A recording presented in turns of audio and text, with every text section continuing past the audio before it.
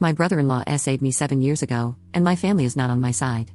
I, 33F, was SA'd by my brother-in-law, who has a massive drinking problem, when I was 24. It happened less than 6 months after I had moved an hour away from my parents' house. It took me 8 years to tell my husband, whom I had been dating for 4 months when it happened. Once I told him, it started to explain a lot of weird behaviors, panic attacks when going to visit my family and night terrors being the 2 biggest issues. About a year ago, I told my parents everything that happened. My father was fairly silent. My mother tried to be understanding, but couldn't help herself with comments like, "Why didn't you tell us?" and make jokes about how messed up my childhood was when I said I had been in therapy. At the time, I explained to my parents the difficulty I was experiencing. I told them I needed their support to inform me if he's going to be around when I'm visiting. I explained how it has impacted me, preventing me from being around as often as I would like. My dad was quiet, and my mom carried on about how that shouldn't slow me down from visiting my family. Over the past year, neither of my parents has even broached this topic since the day I told them. If my brother-in-law is around at a family gathering, my dad pays attention and stays right by my side if he tries to talk to me. My mom, on the other hand, gives him more drinks when he shows up already intoxicated, and does things like setting an extra plate at family dinners just in case he shows up. It has been hurtful, and I haven't exactly felt supported by my family. My relationship with my sister has also deteriorated, although we were never super close to begin with, and she is still blissfully unaware of what her husband did to me. A few years ago, my mother announced to the family that she was officially giving me Thanksgiving to host, and since then, it has been a battle, and she tries to host every year. I finally put my foot down this year and said I won't come. I tried to explain to her how hurt I am and that I want to be in my own safe place. If my brother-in-law actually shows up, I'll feel empowered to finally confront him, but he usually avoids me ever since the incident, and the feeling is mutual. I got emotional while trying to say this, and my mother told me not to cry. I lost it and told her I was allowed to have emotions, and she was going to listen to them even if they made her uncomfortable. She was not happy with what I had to say to her and started swinging back with unrelated issues. I hung up on her because the conversation was going nowhere good. After I got into the fight with my mom, I felt empowered enough to confront my brother-in-law. We talked, and he tried to say he slightly remembered what he did to me, but wasn't sure because he was too hammered that night. I proceeded to give him every single detail that he refused to remember. I also told him I'm not looking to blow up my sister's life almost a decade later, but he needs to step up and be a better husband and father and also stop drinking. The next day, my mom told my sister about our fight. The main point of the argument was me not feeling supported around the man who SA'd me. My sister doesn't know this part, so she thinks I'm arguing about hosting Thanksgiving just because I'm difficult. I received a long, nasty text from my sister for being rude to my mother. She carried on and called me a bad aunt for not being around my nephews enough and not spending more time with my family. I felt extremely hurt by that, especially since she didn't know the full story. I screenshotted the text and sent it to my brother-in-law so he has to at least see what I'm going through because of him. So, I've been attempting to protect my sister by not telling her this secret.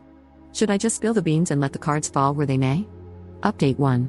To clarify some comments, I have not been fine interacting with my brother-in-law. I experienced panic attacks from the beginning but didn't understand the reason because I thought I had successfully repressed it. It took a lot of therapy to figure out what was upsetting me and causing the panic attacks and night terrors. I am not comfortable leaving my sister and the kids in a situation like that. My sister has spent her entire life running face first into bad partners, physically, emotionally, and substance abusers. She doubles down when anyone expresses concern or tries to help her, usually making the problem substantially worse. I never want to see him again.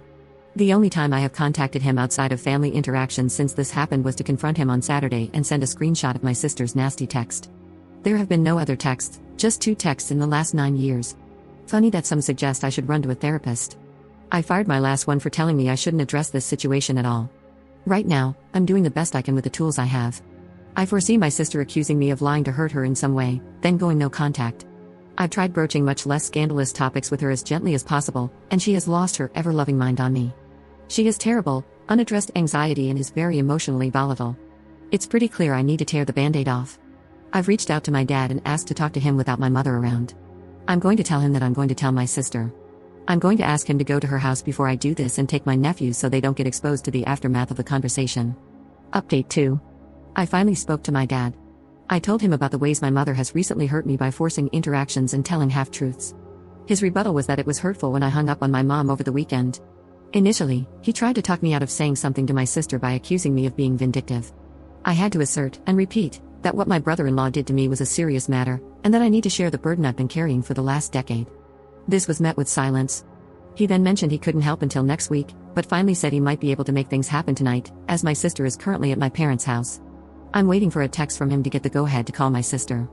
There was definitely some gaslighting during the conversation, but he's offered to help, and it's the most support I've managed minus my husband, so I'll take what I can get. Update 3.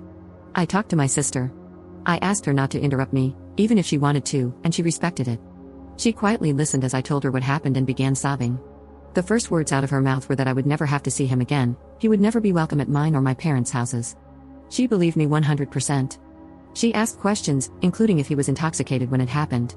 She acknowledged that the answer didn't really matter and it was still inexcusable. This happened when we were all on a trip together visiting my grandparents. She didn't even remember going on the trip, so I walked her back to that weekend, and we talked through the details. She also shared that brother-in-law was SA'd by an aunt, who also had a massive drinking problem, when he was younger. I told her I called and confronted him on Saturday. She asked about our conversation, and I told her everything. She asked me if he admitted to remembering it, and said she doesn't allow him to drink in the house anymore because he zones out and doesn't remember what he does. She got angry, but not at me. She went on to repeat a few times that she's my big sister, and her job is to protect me. I could feel her internalizing a lot of pain. I explained that I do love my family, but the panic attacks and night terrors keep me away so I can protect myself. She told me she's been very angry at me for years for not being around, and knowing this changes things. She said had she known, I never would have had to be around him all these years. She told me that she wished I had told her at the time.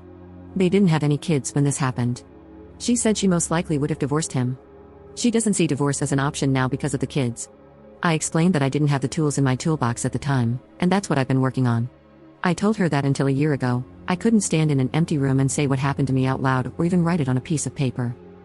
She just cried a lot with me and it all seemed serendipitous. If talking to her made me realize anything for sure, it's that my parents are messed up. I'm going to text my sister this morning. Considering the way she handled it, I think reaching out and trying to heal our relationship will be a good move. I also don't want my parents to do to her what they did to me. When the dust settles some, I'm going to talk to my sister about all the unhealthy BS from my parents.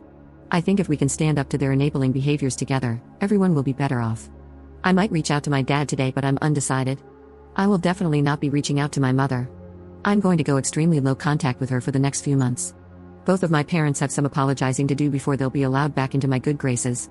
I'm happy I did everything I did yesterday without speaking a word to my mother. I know this is just the start in a lot of ways. Yesterday was like reaching the peak of Mount Everest. I still have to get down the mountain, but the worst of it is over.